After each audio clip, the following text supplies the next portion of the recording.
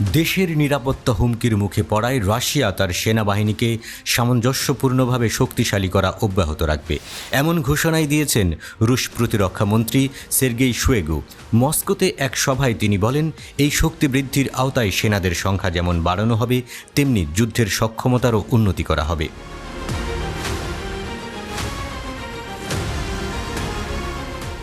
Shoigu জানান, এর মধ্যে একটি সেনা কোর, একটি ডিভিশন, নিপার রিভার ফ্লিট এবং রিভার ফ্লিট বোটের একটি ব্রিগেড গঠন করা হয়েছে।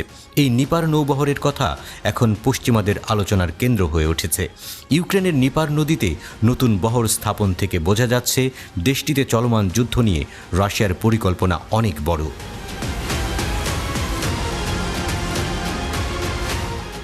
গরম খবর হলো, রাশিয়া 22 মার্চ ইউক্রেনের শহরগুলোতে বড় আকারের আক্রমণ শুরু করেছে।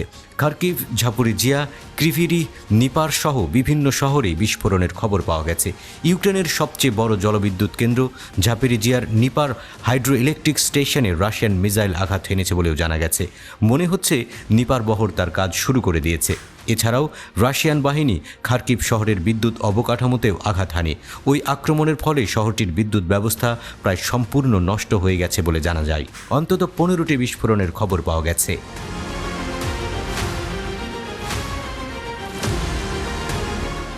নিপার বহর এর আগে 4টি বিশেষ যুদ্ধেও সক্রিয় ছিল।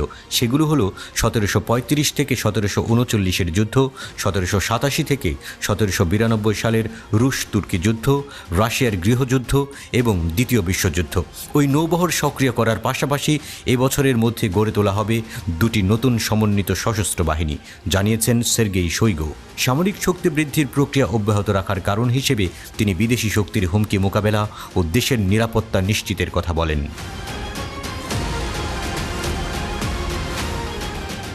রুশ প্রতিরক্ষামন্ত্রী বলেন, প্রেসিডেন্ট নির্বাচনের সময়কালে ইউক্রেনের 419টি ড্রোন, 67টি রকেট ভূপাতিত করেছে রাশিয়া। ভবিষ্যৎ পরিস্থিতি মোকাবেলায় প্রতিরক্ষা ব্যবস্থা জোরদারে দেশের সামরিক সক্ষমতা আরও বাড়ানোর সিদ্ধান্ত নেওয়া হয়েছে। তাই 14টি ডিভিশন, 16টি ব্রিগেড নিয়ে গড়ে তোলা হবে 30টি ইউনিট। বছরের শেষ নাগাদ মোটরাইজড রাইফেল ডিভিশন ও 2টি সম্মিলিত সেনাবাহিনী সহ ওই 30টি ফরমেশন গঠন করার পরিকল্পনা করা হয়েছে।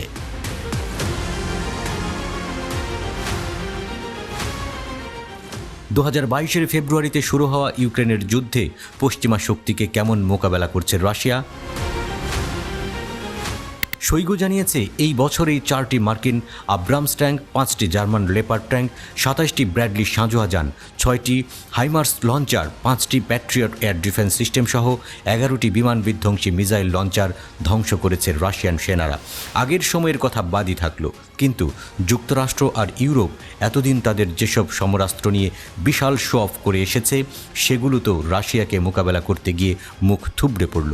রুশ সামরিক প্রধান তাই জোর দিয়ে বলেছে যে পশ্চিমা শক্তিগুলোর তৈরি করা ব্যয়বহুল অস্ত্রগুলো ইউক্রেনকে যুদ্ধক্ষেত্রে ঘটনার গতিপথ পরিবর্তন করতে সহায়তাই করেনি।